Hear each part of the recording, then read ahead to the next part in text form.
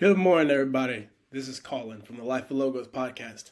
We're hitting you all this morning with a bit of a Bible study in reaction to a video thread that I saw, and this will be my commentary through the lens of this book. The reading today is from Isaiah 6. Verse 1. In that year, King Uzziah died, and I, this is Isaiah, saw the Lord sitting upon a throne, high and lifted up, and the trains of his robe filled the temple. And above him stood the seraphim. Each had 6 wings, which 2 covered his face, with 2 he covered his feet, and with 2 he flew. And one called to the other said, Holy, holy, holy is the Lord God of hosts. The whole earth is filled with his glory. And the foundation and the thresholds shook his voice of him who called, and the house was filled with smoke. And I said, Woe is me! For I am lost. I am a man of unclean lips, and I dwell in the midst of the people of unclean lips. For my eyes have seen the King, the Lord of hosts. We're going to stop right there for a second. To get right into this, we're going to be talking a little bit about one of my mentors. We'll call him Jordan Peterson. We'll get to that in a second. But I'm going to finish this just so I cap off the section here. Then one of the seraphim flew to me, having in his hand a burning coal that he had taken with tongs from the altar. And he touched my mouth and said, Behold, this touched your lips, for your guilt is taken away and your sin atoned for. So getting right back to what we're talking about, there's a guy named Jordan Peterson. Love him, hate him, everything in between. Personally, I actually really admire his way of being able to dissect and interpret through a psychological and philosophical lens the world around him and the stories that we tell. Naturally, this is a storytelling business. And it was because of Jordan Peterson that I got into really analyzing and deconstructing stories, archetypes, fables, so that I could reassemble them in a way that accurately communicated the things of which I'm trying to say. He's an extremely brilliant man, and if you read his work in terms of his books, you'll find that the majority of his books are actually quite apolitical, though we are in a highly political atmosphere. He has happened to fall typically more on the conservative / traditional liberal side, which I know doesn't make any sense off of the jump, but in our simplified postmodern political world, he tends to be more conservative. Rolling my eyes. However, over the course of time, he has given a lot of lectures, not only on the original stories that most of us has grown up with, Disney stories, fables, things of the sort. He's done a lot of work on the biblical corpus, which has repetitively led him to confronting this question, do you believe in God? And if you ever get to watch some of the things that he has said concerning belief in God, it almost always feels like he's dodging the question, which, when you're at that level of intellect and communicative ability, dodging the question is almost second nature.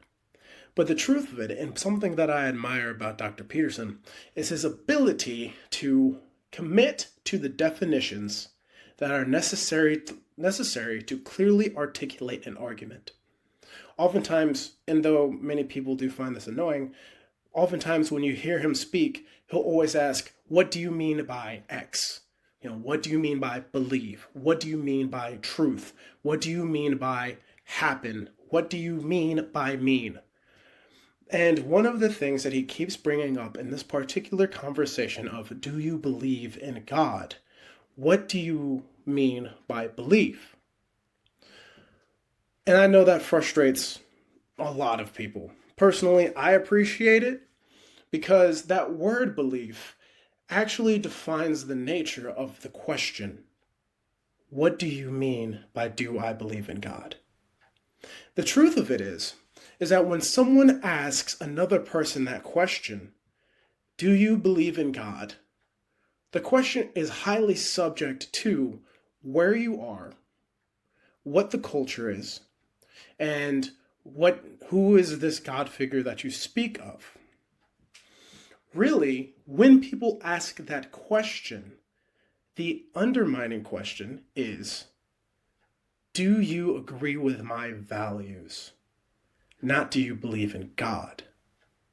Because most people, hypothetically, in the West, because of our Judeo-Christian culture, when you say, do you believe in God, you are either talking about Yahweh, Jehovah,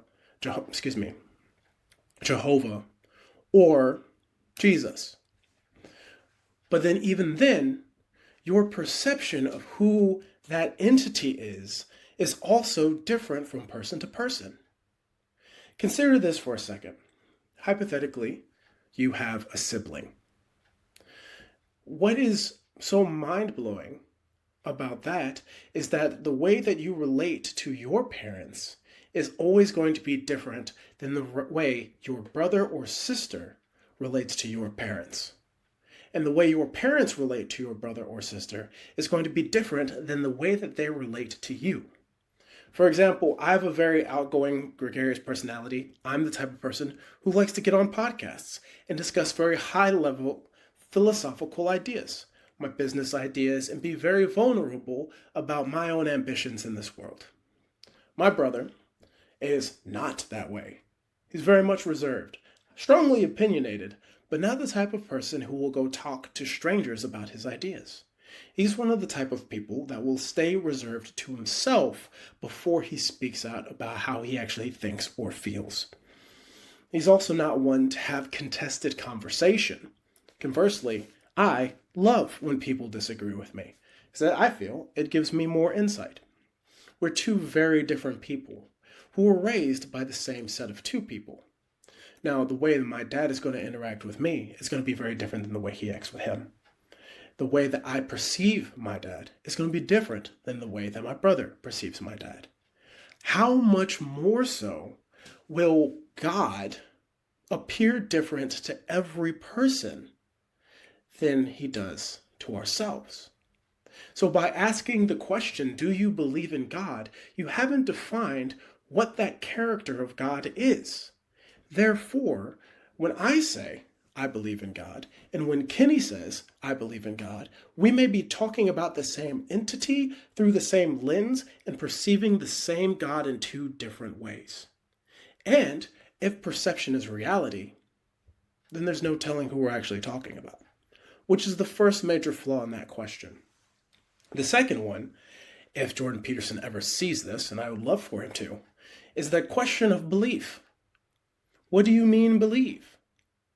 If you say belief, do you mean to acknowledge that there is this entity, which is oftentimes the root of the question?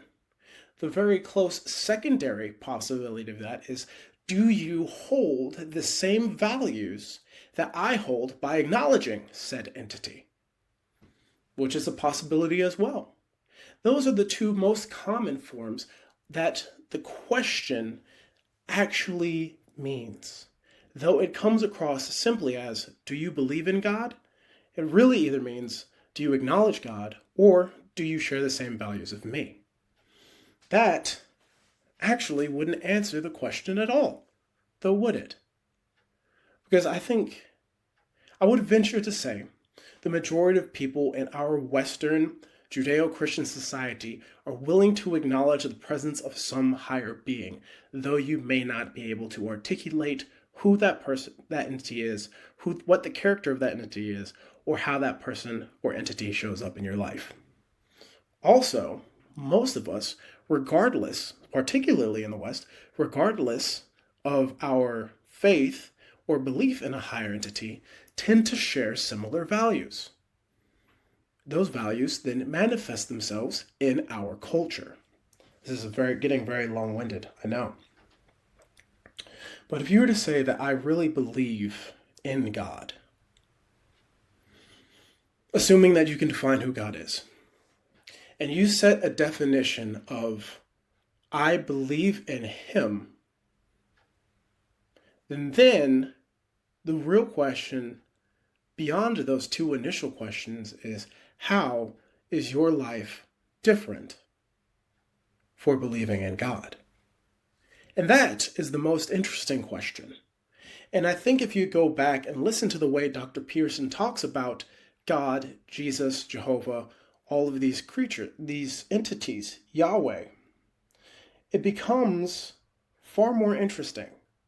Because the question that he is hoping to answer is, because God exists, I must live this way, which is wildly different.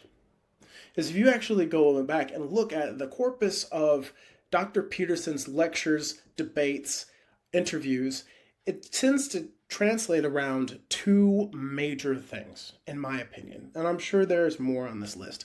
But if I had to boil down everything he said into two things, it's one, tell the truth, and two, take responsibility. The rest of everything else tends to follow in line with those two. And by telling the truth, you are acknowledging the reality that exists outside of your control or your own perceptions. And it is through the lens of truth that we are able to connect with that what truly is. And then once we are able to connect to that truth, we then have the responsibility, i.e., the ability to take a response to that truth. And that means bettering our own lives. That means bettering the lives of first ourselves, then our immediate sphere, then our community, and ideally the world. And that is an act of acknowledgement of the supreme being. That supreme being being one that manifests itself in truth, and then is exercised by the taking of responsibility. That action of taking responsibility is no different than love. On a singular level, it's the love of oneself. In a community level, it is the love of others. And so far out to the love of the world. The action of love, therefore, is taking responsibility. And here's the catch about all of that, is that once a person acknowledges, one, the truth of what the world is, which is terrifying, by the way, then the acknowledgement and the acting in a way that betters the world is a burden that is so much higher, so much more noble, and so much more difficult than simply acknowledging that a deity exists. That is a very long-winded way of saying, if you ask me, do I believe in God? I'm going to interpret that question as, am I living my life in a way that acknowledges the truth of reality and does what is best for reality, because the God that I believe in is a God of truth and a God of love? Which is, there's several cognitive steps that must be taken between point A and point B. And I see why he avoids the question. That's not an easy jump. And it's not a jump I think most people are willing to make. To answer the question for myself, because I am not at liberty to speak on behalf of Jordan Peterson. But to speak on behalf of myself, I do want to acknowledge that there is a God. I believe God is truth as well, and love, and beauty. And I think the best way to describe those is, one, a truth being the just acknowledgement and responsibility towards the axiomatic proofs and elements of the world that we live in, both good and bad, the pursuit of justice, righteousness, and appropriate action. I believe love, by definition, would be the self-sacrifice of one for a greater cause, or a cause that is external to themselves, whether that be charity, whether that be starting a family, whether that be pouring into a community, whatever it takes to make the world around you better at the cost of oneself and not for the benefit of oneself.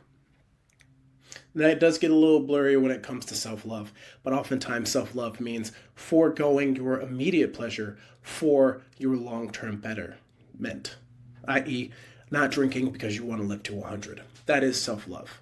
In some way, that is still sacrifice for a greater good, though I digress.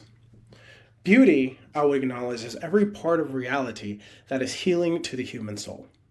And I think by virtue of truth and love, beauty becomes almost effervescent, in a lack of a better way of saying. By pursuing truth, by doing so in love, beauty is the natural outpouring. And the result of all three of those together is freedom. And that should make sense because, as Jesus did say, I'm the way, the truth, and the life. And the truth shall set you free. So by acknowledging that as the entity, and though I do still believe that it's sentient, I do believe that there is a God who is pulling the strings, who is calling us, who is moving on our behalf, that we are in relationship with. I don't think God is love in a hippy-dippy way. I think God is a person who is those three things as the embodiment of them together. And if I do believe those things, which I do, then I have no right to say that I believe in them. That's where that takes a turn. Because to say that I believe in them is more than just acknowledging it. It's more than saying, hey, there are these values and these rules and these traditions that I follow. I acknowledge that though truth is the ultimate way, that I oftentimes fall short of truth. And even in my best efforts to pursue the truth, I oftentimes find myself in a lie. Though I don't necessarily intend to, I don't go out of my way to lie. I take no delight in lying. It's very difficult to be perfectly truthful all the time. Same with love. I think love should be the ultimate aim, and at the same time, I always find myself falling short. I find myself acting selfishly, practicing destructive habits, desiring and longing for things that are not helpful to myself nor to my community, and oftentimes are very destructive to the people around me and myself, going back to that drinking analogy. And same with beauty. I don't always want the things that are healing to the soul. Truthfully, I am dark and deep and wicked and have my own struggles that I am dealing with. But I hope to overcome in time in this continuing pursuit with the Lord. And I believe that Jesus is the manifestation of all of those things: truth, beauty, and love. And I think that Jesus is God. And I acknowledge that Jesus is God. And not only do I acknowledge that Jesus is God, I believe that God, the Father, gave him the power to live a perfect life, die on a cross, and be resurrected the same day. We're 3 days later, I do believe that. I believe that the story is true. Therefore, the question becomes, if you ask me, do I believe in Jesus? I do. But I'm not worthy to say that I'm believing. Going back to the text, and this is, again, Isaiah, this is verse 5, as he said, he is in the presence of God, seeing him. Actually, I'm going to go to verse 4. And the foundations and the thresholds shook at the voice of him who called. This is him acknowledging God. And the house was filled with smoke, and I said, woe is me, for I am lost. For I am a man of unclean lips, and I dwell in the midst of a people of unclean lips, for my eyes have seen the King and the Lord of hosts. I'm not worthy. I think Jordan Peterson has put that part together, and he acknowledges that, and that's why he avoids saying, yes, I believe in God. It is more complex than that. I'm not worthy to say I believe in God. I love him, and I know that he loves me, though I don't deserve that either. But then that gives you an impetus. Going back to responsibility, we are in a position then to make a response with our lives. And the full acknowledgement of who God is. Are we then positioning ourselves to act actively intentionally in a way that is becoming of the belief of Jesus Christ? And if you are, then that means it's more than going to church on Sunday. It's more than talking about it, Jesus, whenever you can. It's more than posting online. It's more than making funny Christian reels, if some of them are funny. It's more than that. Belief, true belief in Jesus Christ would impact every aspect of your life. Your finances, your business, your relationships, your marriages, what you're doing in your free time. Because by believing, breaking that down to be living in Christ means that you'd have to be a changed person.